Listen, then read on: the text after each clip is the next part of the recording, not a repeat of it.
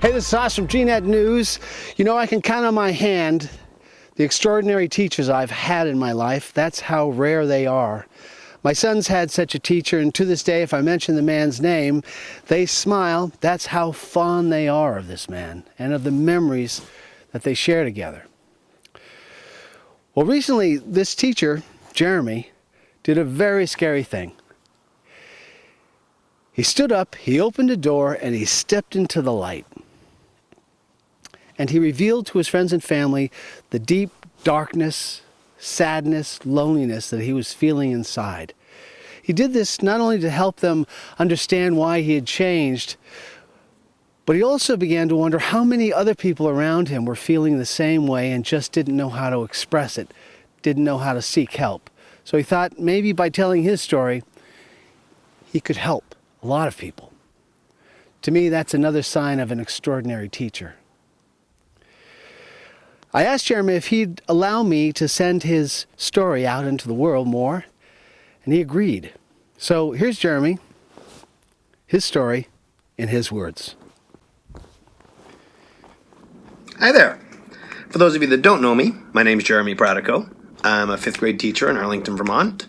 I love nature, I love coffee, I love Disney, Tuesdays with Morey, Shawshank Redemption. I love tattoos, music, and I love Robin Williams. And I'm making this video because there's a need, I feel like I need to do this. Robin Williams made a quote before he died, and it was, "I think the saddest people always try their hardest to make other people happy because they know what it's like to feel absolutely worthless." There's a really reason that I relate to Robin Williams so much, and that's why I'm making this video. So 4 years ago, my family noticed a change in my personality, and they noticed a change in my behavior, and I was just kind of gloomy and just quiet and sad, more so, and I didn't have the normal ADHD that I usually show. I was going through a grade change, being moved from 5th grade to 3rd grade, and 5th grade is my dream job. And a pretty significant person in my life had abandoned me. It was not a good time. And so my family made me go to the doctors. So the physician diagnosed me with severe high-functioning depression. And the high functioning is, you would never know that I had depression. I hid it really well, don't show anyone, make people, would treat you differently and stuff. And so this video really is a plea. Be kind. You don't know what people are going through. Even a stupid little comment can have devastating repercussions.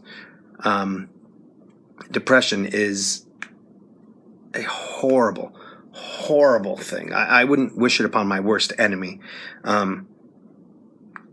It's like drowning, and you can't get to the surface to get air. Fighting to get there, and it's just, you can't quite ever get there. And even if you do get there for that breath of oxygen, it's like a full-on rainstorm when you have your head come up out of the water. It's horrible. It makes you feel like you're unimportant and worthless. You feel unloved and unwanted, like you're never good enough. I can't tell you how many days I felt like I wasn't a good enough teacher or son or brother or friend. It's right in there. It just makes you feel like you're a failure. This black cloud just descends upon you, and it's just such darkness and such hopelessness. You can't escape it. At one point, I got to the point where I was like, I'm going to reach out to people that I know struggle with this. And I've reached out to some of my best friends and some previous students that have graduated and family members, and I find having that discussion with someone that knows what you're going through is so important. You know, so many of them embraced it and was, you know, they understanding and open for the conversation. And a few people that I would not have expected it didn't know what to do. They ignored it and then they like ran. They just get away. I don't know how to deal with this. Get away, get away. So I'm open for a conversation, you know, reach out to people. It really has helped me just by talking about it. You know, there is such a stigma attached to depression. Like everyone automatically thinks, oh, mental illness. They're crazy. It's not. Like, I feel like this video is probably going to blow a lot of people's minds thinking, wow, Jeremy has that? You'd never know because I always put on the face and always happy. It's like if you had a broken arm. Oh, how'd you get your broken arm? Oh, what happened? People ask because it's a physical thing. But as soon as it's mental, they don't know what to do. Like, oh, you run or ignore it or just get away, you know? I'm not making this video for attention or, you know, for likes or whatever. I don't want people to feel bad for me. Trust me, I feel bad enough on my own. But I'm making it because I feel like there's so many people out there that feel alone, and you're not. There's a ton of people that struggle with this. Millions of people.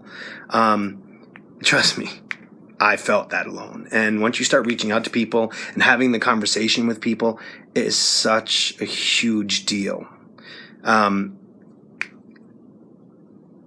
When I was at a low, I always would Google, you know, depression songs, depression poems, lyrics, and this band 21 Pilots, like their lyrics hit perfectly. Like I started researching their lyrics, and I am now the biggest 21 Pilots fan you could ever hope to have because their lyrics was just like, whoa, someone gets it. Like somebody knows exactly what's in my head and they understand I'm not alone in this.